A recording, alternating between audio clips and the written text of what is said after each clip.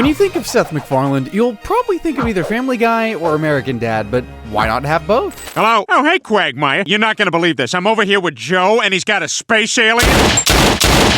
Well, that's why not. Family Guy is no stranger to what-ifs, and Season 5's Meet the Quagmires gives us one of the greatest what-ifs mankind has ever asked. What if Quagmire married Lois? Beyond that nightmare fuel, it also gives us the answer to what if American Dad met Family Guy, but we'll get into that in due time. The episode starts out with the gang of the Clam listening to a run-of-the-mill Quagmire anecdote. You know what I discovered last night? Women have a fourth hole. I mean, it's only visible if you're looking from exactly the right angle, like the entrance to Hogwarts. But you gotta believe that it's there. Which makes Peter, the Family Guy he is, lament his lack of wildin' out. I like having a family. I got all the crazy out of my system when I was 18. I was dating Lois the whole time.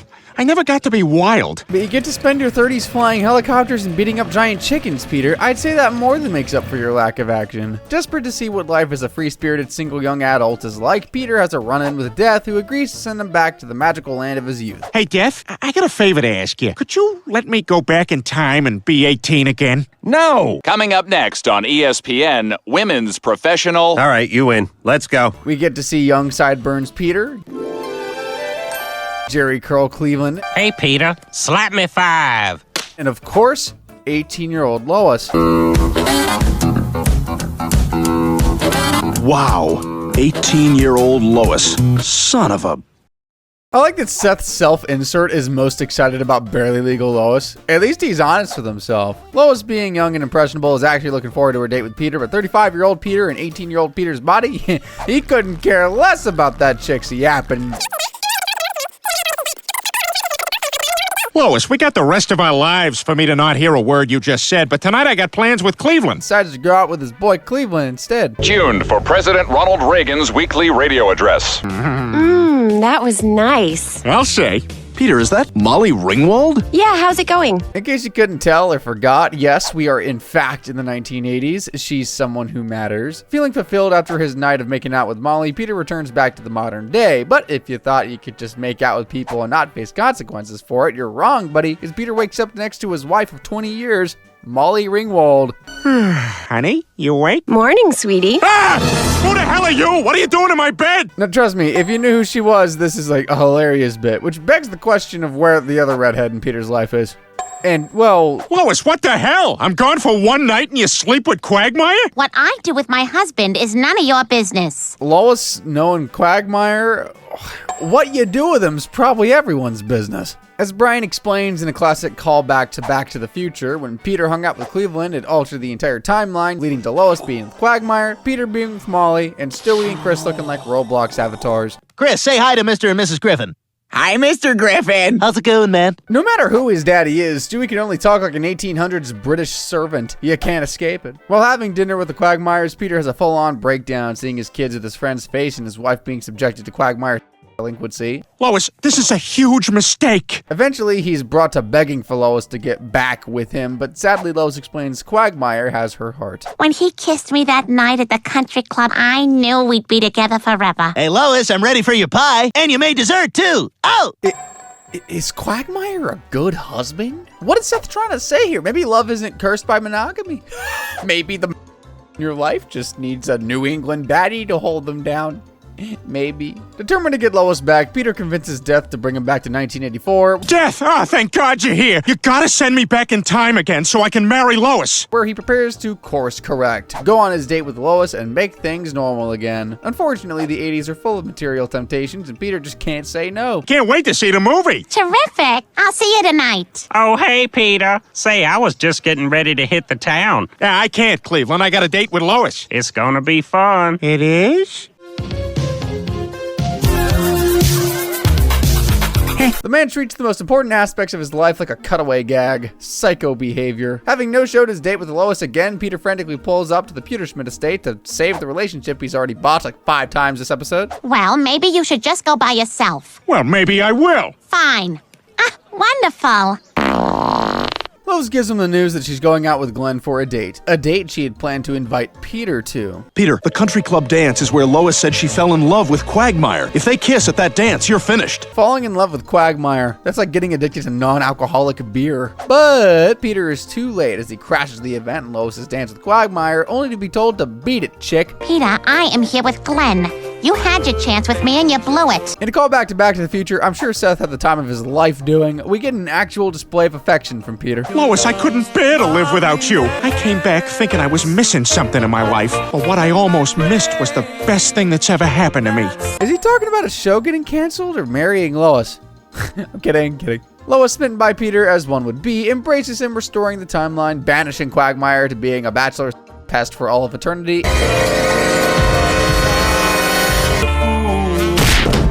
A fool in love. In giving Brian a reason to do this. Here's a song by a gay guy.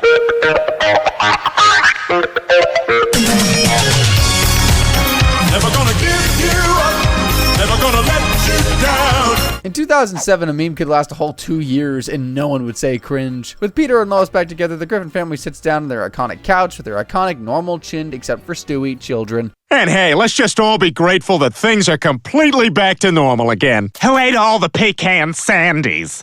The first crossover in American Dad and Family Guy history was just a quick little cameo at the end of the season finale. American Dad was new and still trying to establish itself as more than just Family Guy's little brother, and having Roger pop up at the end of one of Family Guy's first time travel dimension episodes just made sense. And of course, his gay self ate all the pecan sandies. Duh. But we wouldn't have to wait long to get another taste of crossover goodness. Season 9's Foreign Affairs is notable for a lot of reasons, not just for the American Dad cameo.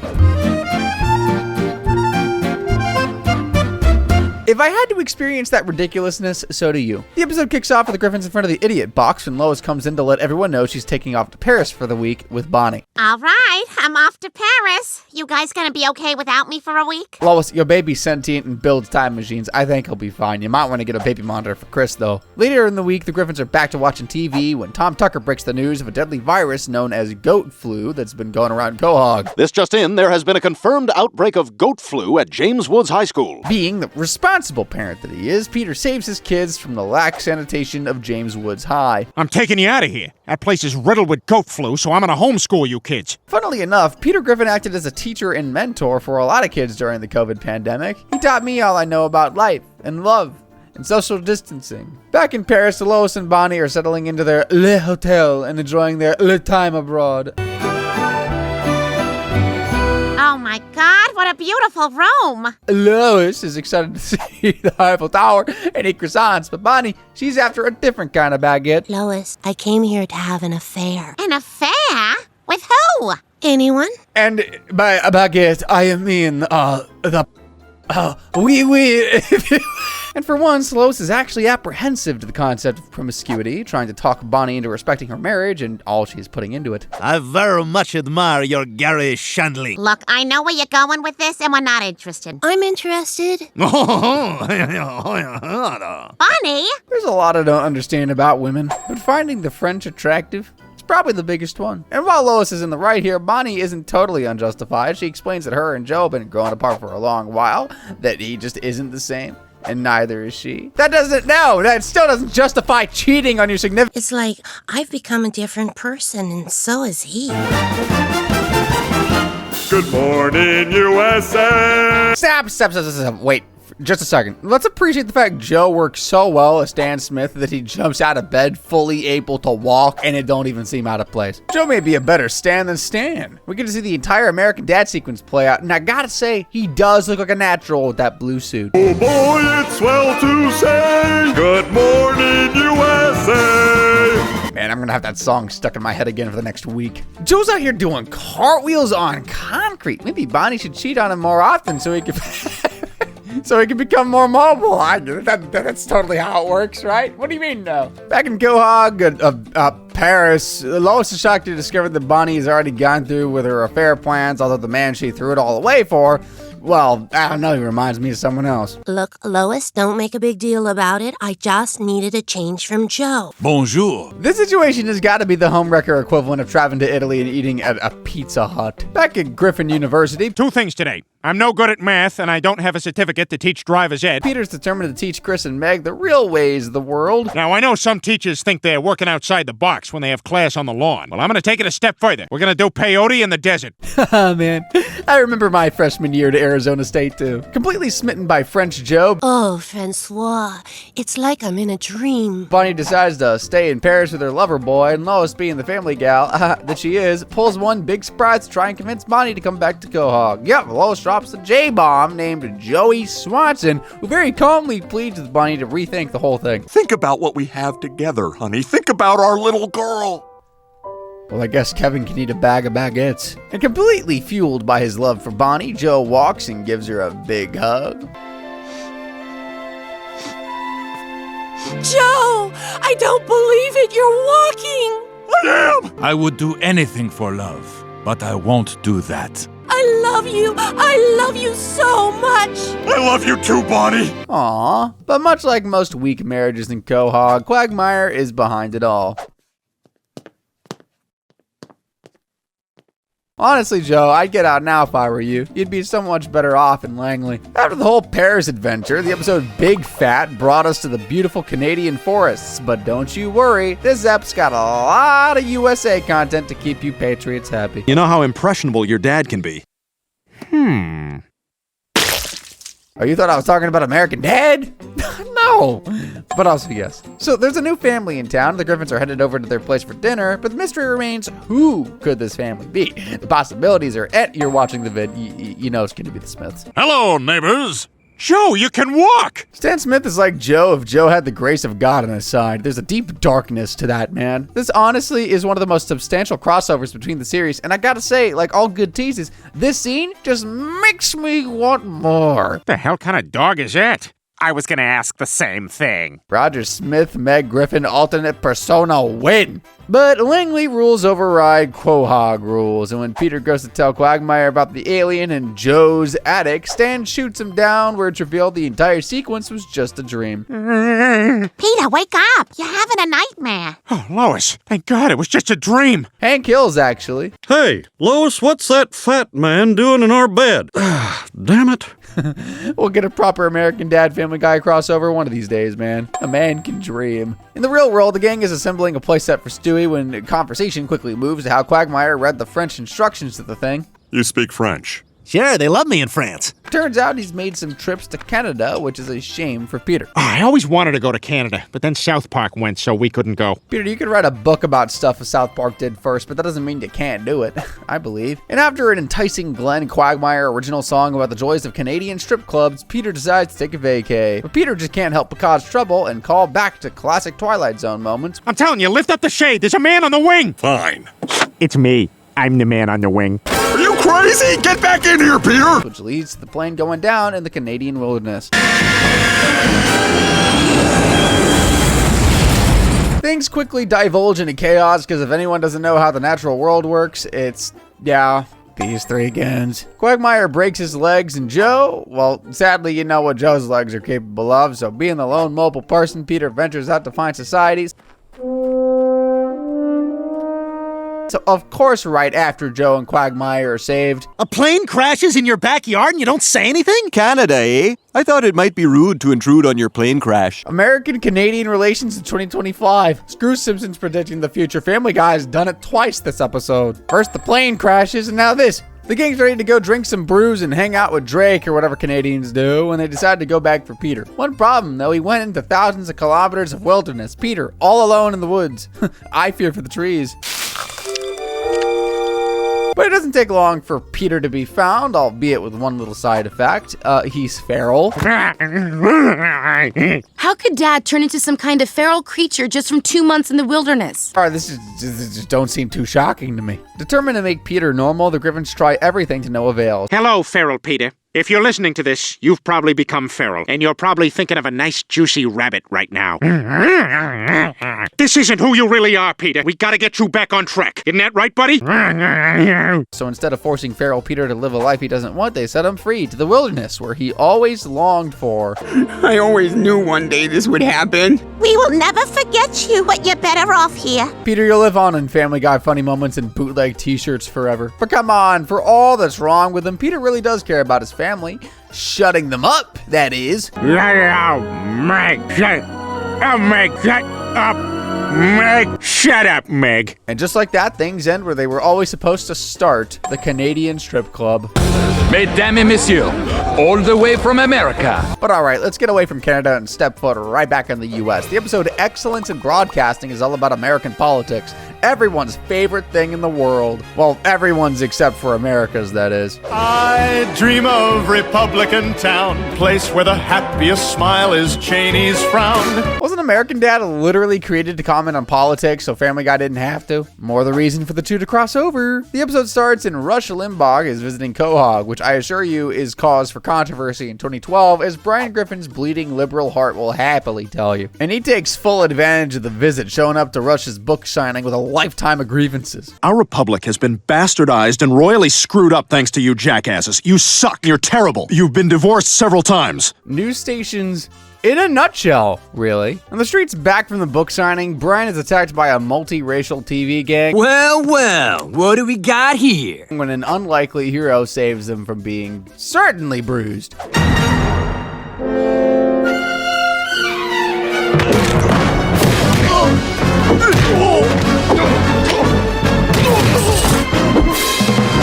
Feeling some kind of Stockholm syndrome, Brian agrees to read Rush's book, where he shockingly discovers he actually agrees with him. Oh my God. Rush Limbaugh was right all along. Conservative republicanism is the answer. Good. Good for Brian. Okay, two things. One, of course, the small brain dog thinks modern republicanism is the answer. And two, I love the idea of Stan Smith watching Family Guy in his spare time. Like, Stan has, at some point, probably subjected himself to viewing an entire Conway Twitty gag or giant chicken fight. And that warms my cold, dead heart.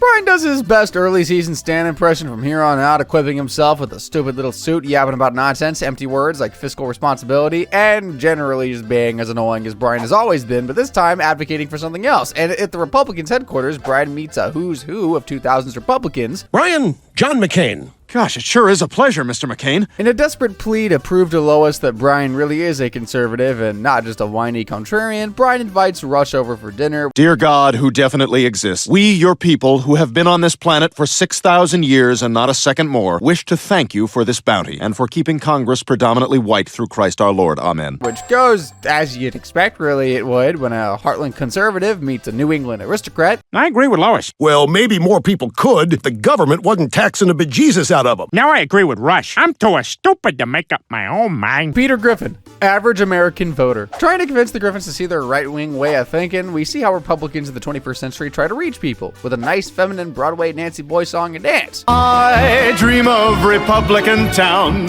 Streets are aglow with the smell of apple pie. Babies come out of the womb in coats and ties. Only thing missing are the skinny jeans, podcast mic, and AI thumbnails. That'd be spot on for today's world. Oh wait, did I just describe the current state of YouTube as a whole? Oh, frick me. Wait, what was that? We aren't any different. That is untrue. I'm not wearing skinny jeans. Obama and his crew Aren't all his findings backed by science? Careful, Lois. Now you're sounding like a Jew. Oi. Can make that one in 2025. Or can you? Man, who knows at this point? Sorry, I'm like supremely butthurt today. I don't know what the frick's going on. Unable to reach his family through song and dance, which seems like a Family Guy first, Brian concedes that maybe the Griffins aren't his people. He needs a conservative to boss him around, so he moves in with Rush and immediately begins following him around everywhere. How do we stop the Pelosi agenda? You strap her to a board, put a cloth in her mouth, and pour water over it to simulate drowning. A small government! We call that a lower 48 dinner and date. Brian decides to take action, breaking into Nancy Pelosi's office and threatening to waterboard her. Aha! Who are you? Shut up, Pelosi. Are you here to take my baby? No, I'm here to strap you to a board, put a cloth in your mouth, and pour water over it to simulate the sensation of drowning. Traditional values! This lands Brian in jail where his still friend Rush bails him out, but not before telling Brian he's in the right-wing grift game for the wrong reasons. But I'd never, ever want somebody to be something they're not. You're a liberal, Brian. What about that 4-year-old that was executed in Texas? There was a 4-year-old executed in Texas? Not really, but you see, Brian, your concern betrays you. Politics never ceases to confuse me. With Brian realizing he's been a liberal all along, he and Rush leave off on opposite ends of the political spectrum, but still closer together as friends, as Rush flies away as an eagle. Again, politics never ceases to confuse me. But hey, the political or social, I guess, commentary don't end there, as Season 18's The Movement showed us just how messy things can get during America's favorite pastime. What's he doing? He's not protesting the anthem, is he? Uh-oh. That's simultaneously one of the most American things you can do, while also being one of the least American things you can do. I'll let you guess which is which. Good heavens, I need to calm down. Is there anything more New Englander than going to a minor league baseball game? Maybe being a little annoying and having a weird accent, but you get the point. And sure enough, that's what the Griffins are up to, as Carter has bought the Quahog minor league team. Well, here it is. What do you think? Wow, Daddy, it's beautiful. And things go swimmingly until the coach has a bubblegum-induced heart attack, leading the Carter's team without a coach. Damn it! Where am I going to get another coach?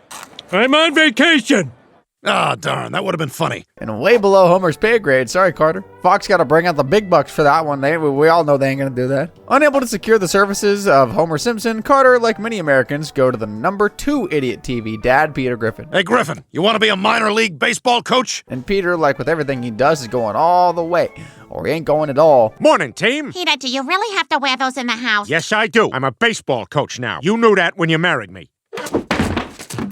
Oh, great. There's a lot more that goes into being a baseball coach, and when Peter calls Meg into his office, we get a glimpse at the hard jobs the coach occasionally has to do, like trading his own daughter. Oh my God, are you trading me? Look, it's nothing personal. You've been very professional as a family member, but we're sending you down to American Dad. No! Look, they're not excited about it either. I guess I could call the Orville. I'll do American Dad. The idea that Stan, Francine, Haley, Steve, Roger, and Klaus are all in Langley dreading Meg's arrival sends me, dude. And the Orville being the place no one really wants to be is just spot on. With Meg off the team, Peter begins really taking to his duties as a baseball coach, leading the Quahog whooping scallops into the playoffs. Bucket of Shrimp Night, brought to you by Rocco's Lukewarm Refrigerator Trucks. We got it there, didn't we? You may know Rocco's by their new name, DoorDash. After downing a bucket of shrimp and then a cigarette and coffee like your average truck driver. Burnt coffee? Get your burnt re-microwaved coffee? I'll take one. Peter immediately feels the repercussions of the bad case of the bubble gut. Desperate to not, crap his baseball pants, Peter makes a very poorly timed decision. I can't stop it. Must sit in a way that pinches my sphincter shut.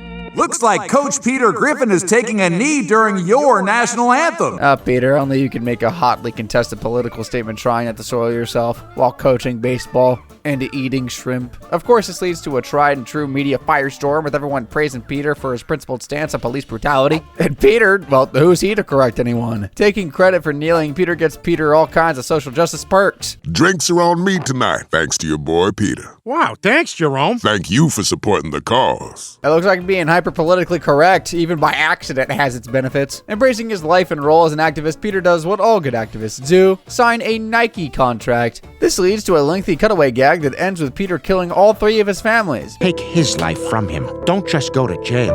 Go to death row by killing the 2 other families. But doesn't hurt his status as America's favorite activist. Attacking him for hurting the Quahog Whoopin' Scalp's reputation, Carter accidentally knocks Peter out cold,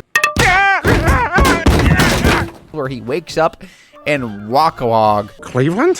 Where am I? Welcome to Wacohog.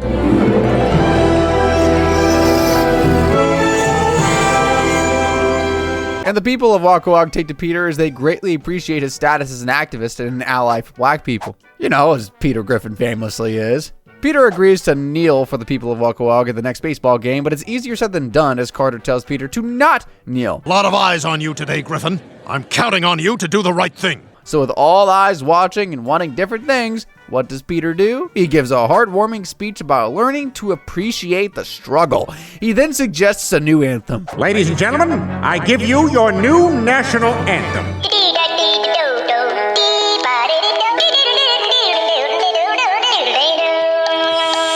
If we made the national anthem the hamster dance 20 years ago, I don't think we would have needed a preachy episode like this at all. So with the crowd appeased and Peter vindicated, we get to call this episode a Good morning, USA! Stands the dad and the aliens gay. Yeah, Meg, if you watch the show, you know Roger's a lot of things and gay is just one of them. Maybe she should have done some more research by actually watching an episode or two. And lucky for us, there's no shortage of American Dad moments that involve our favorites from Quahog. Let's jump into the first of our American Dad episodes with Return of the Bling, featuring the most American sport of all time, hockey. These are my heroes, son. Ronald Reagan and the 1980 Miracle on Ice U.S. hockey team. Because you can't have one without the frackin' other. It's morning time in Langley, not even 10 a.m., and Steve is disappointing his dad with an essay about his hero, Legolas from Lord of the Rings. Dad, check it out! I got a B+ on my essay about my personal hero, Legolas from Lord of the Rings. Which is some real nerd crap. Luckily for our boy, Klaus pulls up repping some real heroes. Heroes have got to be real people. I'm ready to pretend I'm going to school if someone wants to pretend to see my bus outside. Yo, Klaus, could you give me the link to that Brian hat for a friend? Wanting to teach Steve about what a real hero looks like, Stan takes Steve to his shrine dedicated to the 1980s men's hockey team who defied the odds to defeat Russia in the 1980 Olympics. These men saved me. I was born into an upper-middle-class white family in the suburbs. No one gave me a chance. I saw these men, these underdogs, rise up and beat the odds. So of course it's America. It's inspiring. Stan loves it. But there's more to that roster than meets the eye. Can you believe me and this group of jagoffs won the gold? That's me. Chex Lemino. That's my finger. And there's my perfect apple-shaped bottom. Stan, being suspicious of Roger as he always is, casts immediate doubt on Roger's claims. That is, until Roger brings Stan to his hockey team reunion, leaving Stan starstruck in the presence of his puck heroes. Who wants their neck sliced open? Hockey. Truly beautiful game. Stan is starstruck being in the presence of all-time greats like Jim Craig. There's Mike Eruzione. Now, of course, his alien and his hero, Chex Lamino. And being the sports brain man he is, Stan immediately begins treating Roger like an actual king until... So he's going crazy with his head all burning up? And of course, I couldn't feel a thing because of all the steroids I was on. Steroids? Killing the illusion of pro sports for Stan is like telling a kid Santa isn't real. Why you gotta do that, Roger? The team was on steroids? Not the team, just me. I couldn't get on the ice without my old Uncle Roy. I don't believe this. Unable to cope with the ethics of cheating for gold, Stan tears his shrine down and seeks out his only untainted idol, Ronald Reagan, to see what he should do. And after a Hollywood backlot seance courtesy of Nancy Reagan, Stan decides to give the medals back, and Roger actually agrees. No, he doesn't. He can't ever totally make up for what he did, but it seems like he wants to try. Finally seems to understand the difference between right and wrong. Stan, you should know to never trust the man behind Ricky Spanish. Miraculously, Stan, Steve, and Roger survive the plane crash, but things quickly divulge into madness when Roger starts role-playing as Gollum. The Smith sisters takes the precious from us. Maybe it's all the gold, I don't know. Coming across the party cabin, Stan gets drunk and hallucinates the only man left who matters to him, circa 1980s Ronnie Reagan. Don't give up, Stan. You must take the medal to the IOC. Destroy it by throwing it into the Olympic torch. Ronald Reagan and destroying American icons? No surprise here. At least he got Gorbachev to take down the wall. With integrity, honor, and dignity at the forefront of Stan's mind, he tosses the medal into the fire, which Roger, in all his gray greed, kills himself trying to save.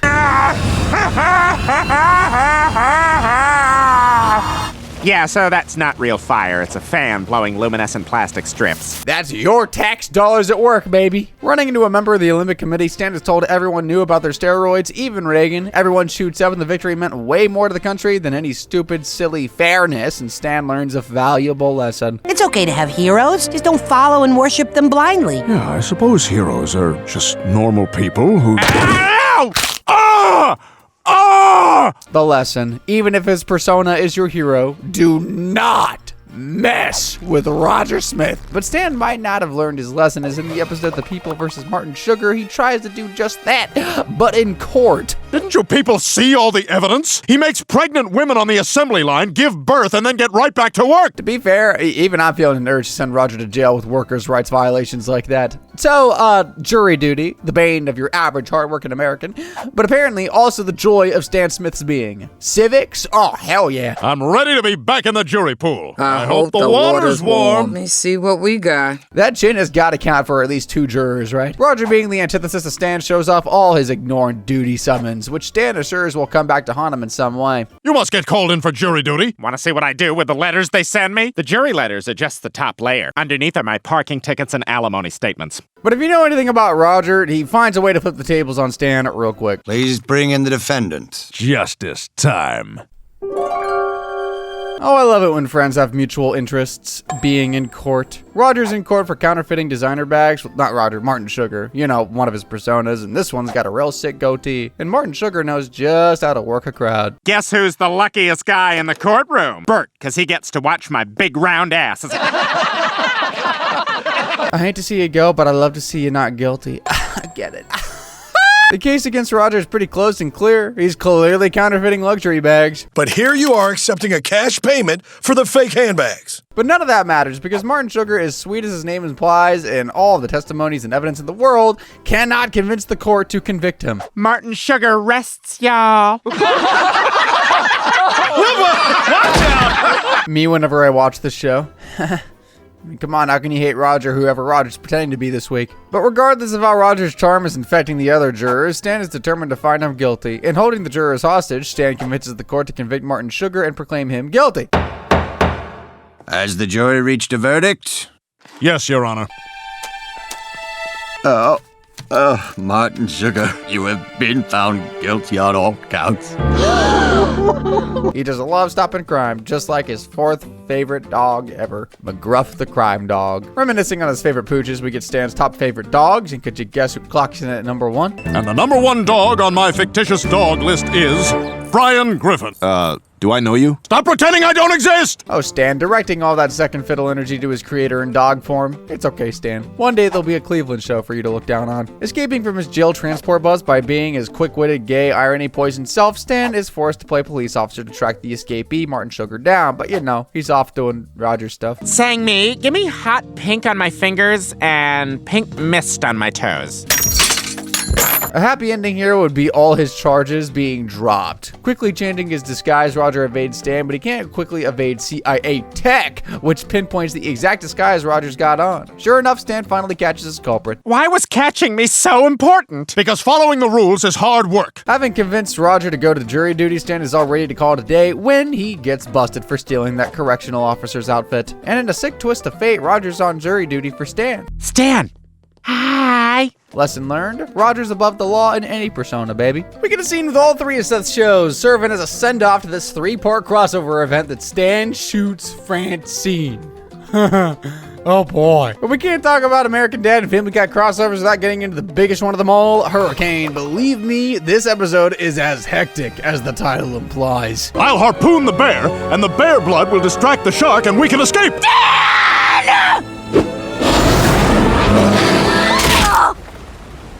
It's not every day you see someone javelined. So yeah, time to watch American Dad Hurricane. As the sick-ass title sequence will be quick to tell you, the hurricane is ravagely savaging Langley.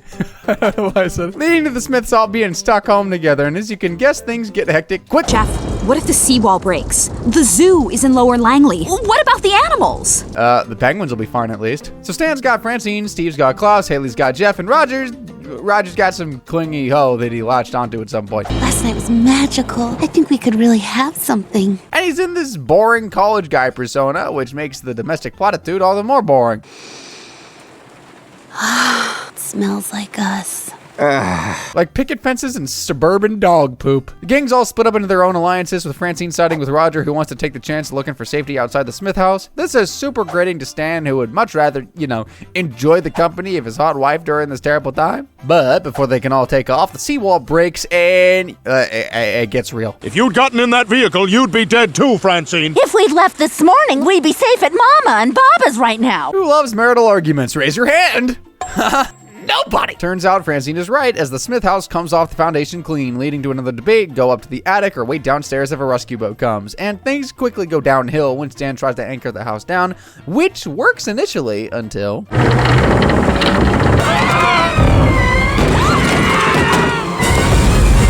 When Stan says he's about to flip the switch, he means it. With the house literally turned upside down, Roger's girlfriend gets impaled. I'll never forget you, Roger. Just ignore her.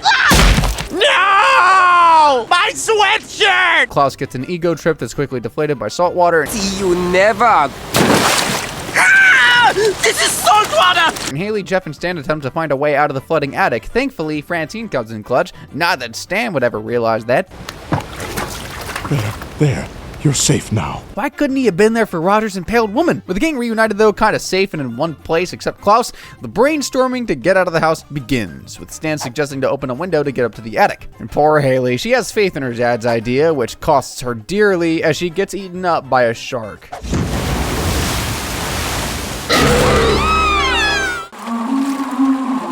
It's the ghost of Haley risen up from the depths of hell. She has unfinished business with me. Leave me be, Spectre! Haley's in hell for smoking weed.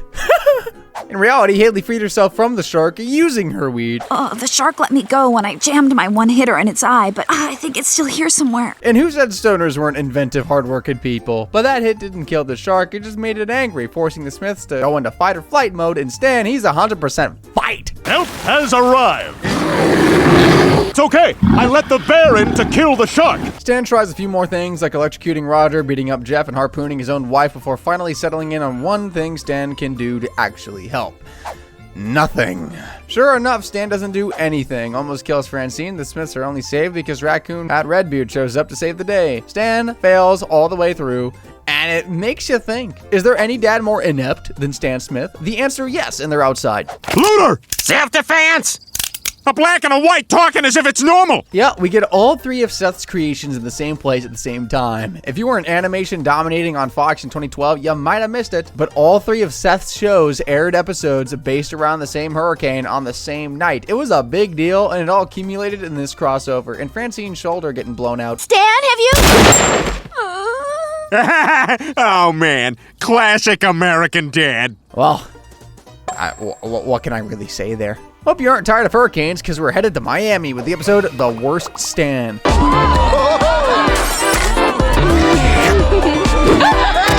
Context or not, you know that's Florida. Things kick off with Stan having a bit of a moment here. His last single guy friend is walking down the aisle with a different best man. Michael, my twin brother! I can't believe you've come back after being lost at sea for 12 years. Will you be my best man? Yes! And it's been Stan's dream to be someone's best man at a wedding. The landslide is bringing him down hard here. They say you have a better chance of getting hit by a meteor than of being a best man after you're 40. Who says that? Roger. Meanwhile, Roger's off at Ross's where he finds a magical pair of shorts that we hear but aren't allowed to see just yet. Luckily, there is a single hope for Stan, Principal Lewis. But knowing what we already know about Lewis, holding him down is a task in and of itself. But thankfully, Stan has a plan. Nearly murder him with some boneless wings.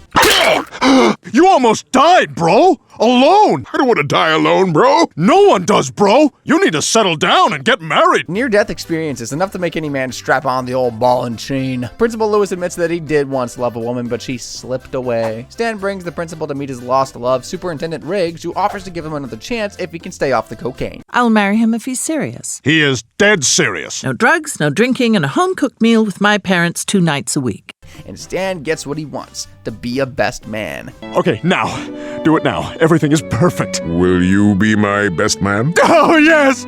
Yes, I will! Step aside, Bridezilla. Best Manzilla is here, and everyone better be paying attention during that speech. Back with Roger, we finally get to see what all the hullabaloo is about with his shorts, and, well, Oh my god! How is that even possible? I don't know.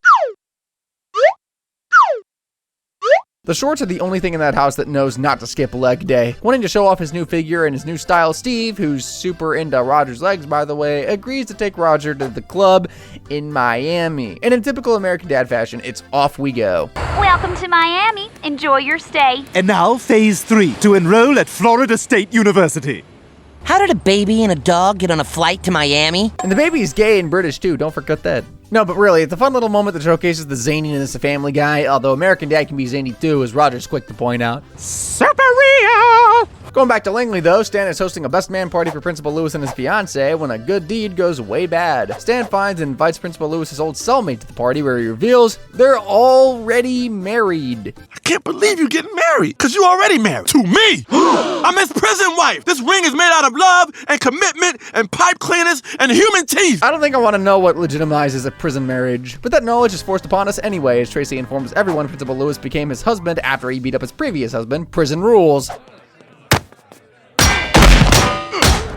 And the whole thing disturbs both the bride and the best man to be. No! You're supposed to be on the wagon, not drinking toilet wine with your prison wife! Don't judge the lifestyle, Stan. It's a fun one. Brian, the principal, by the way, not the dog, doesn't want anything to do with his wife or Stan's wedding, which just pisses Stan off. And in a fit of rage, he beats Principal Lewis up.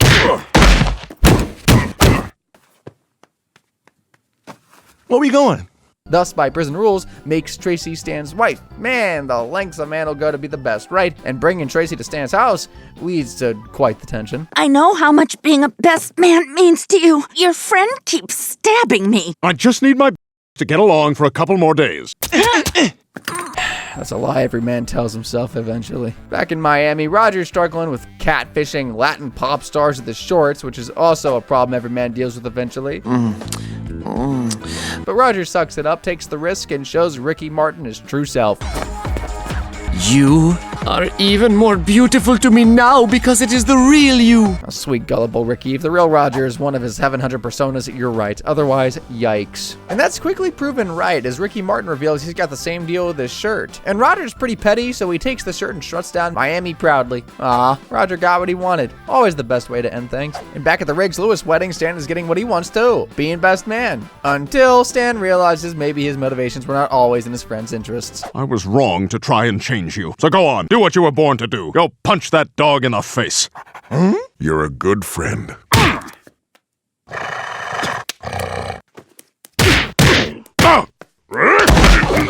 Yes, that's the Brian Lewis I know and love. For his kindness, Stan gets knocked out by Superintendent Riggs, who, prison rules, yada yada, marries Tracy, and everyone lives ever after. You ruined everything! How will I get my half-black baby and become city controller? Where we going? We've had Brian, Stewie, Peter, Meg, Cleveland. Who else can we get on this crossover train? Well, Season 7's The Unbrave one has got the answer to that, albeit with a little more superhero flair than you'd expect from a normal American Dad episode. You're Langley Falls' masked hero? Oh my god, I didn't realize I was wearing this. I mean, what superhero doesn't casually forget they're wearing their outfit and accidentally exposes their secret identity? The episode starts and Stan and Steve are at the theater when Stan decides to pick a fight with a family of moviegoers, and Steve, being the son who'd rather dance than fight, does little to help. You can blame it all on me. Steve, help! Wrote a few checks with my mouth, bud. Need you to help me cash them. I'm coming, Dad! Usually people come towards whoever they say that to. And at dinner that night, Stan lets everyone know how helpful Steve was. Steve had the opportunity to help, but instead he left like that little piggy in the straw house who ran away from the big bad dragon. Steve's house is built out of sensibility and softness, Stan. You gotta respect that. Also, don't say bad dragon. And as if Stan needs another kid to worry about, Francine breaks the news she missed her period and may be pregnant. But with Steve letting Stan down and down more every waking moment, Stan sees this for what it is, an opportunity to get a son he actually likes. The new baby could be the son I never had. Alive over here. Forgetting about Steve like Seth MacFarlane does when asked who his favorite creations are. Determined to make his dad view him as brave, Steve asks Roger for advice, and yeah, Roger's got the answer for sure, suggesting Steve dress up like a superhero in order to gain his dad's respect. The night belongs to me, for I am Greater Chimdale County Man! No! That name's terrible! If there is a single thing that Roger does know, it is the importance of a good fake name. Back with the maybe baby, Francine is eagerly awaiting the results of her online pregnancy test. How do you take a pregnancy test over the computer? And if you're wondering what exactly an online pregnancy test is, well, she sent pictures of her kitty cat, if you could call it that, and a few other things as well. I know what you're thinking. What is the boob test gonna tell him that the butthole test didn't? He's just being super careful. This is why we need free healthcare. Meanwhile, Steve's still doing a superhero thing, and what does any good superhero need to prove their worth? A movie. is what I'm getting at here. But sadly, the camera can't compel Steve to be any more heroic than he already is, forcing Roger to utilize some movie magic to make Steve look actually capable. But you don't have to be brave, you just have to look brave for your dad. I snip out the part where you were a raging Nancy sissy and edit it to make you out to be the hero. This is how they get Tom Cruise to look like he's not 5'4". And surprisingly, upon seeing the tape on the news the very next day, Stan actually buys into the gimmick. We secretly acquired this exclusive video late last night. But there's no need to fret, Langley Falls. The masked hero has arrived! I demand you cease your criminal mischief! All is going as planned for Steve to accidentally drop his suit when Roger has the suit and is taking credit for everything. Should have seen that one coming, Steve. I should have known better. But then you said you were doing it because you care. I do care, kiddo. I care about me. Always gotta take Roger at his word, brother, even when they're constantly changing meaning. With Roger gone and Stan disappointed in him again, Steve goes to the one person who believes in him always, his mommy, who politely tells him he's 15 and needs to grow a pair. Amazingly, this tough love actually resonates with the dude. Thanks for the wake-up call. I'm gonna look back on this day and... Okay, your time's up. Get out. Mommy's strong. Discord mods getting booted from the channel by their e-girlfriends for being annoying. Standing up for himself, Steve tells his dad he no longer cares about what he thinks about him. Mom really showed me something when she was on the toilet. I just want you to know that I'm gonna stop trying to prove myself to you. And decides to go wandering when Greater Langley Falls man is called into action to save a baby rolling downhill in a car.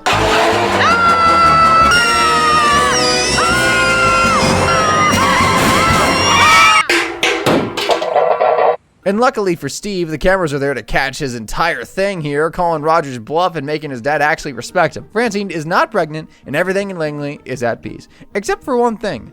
Who was asking Francine for her, pregnancy results? Giggity.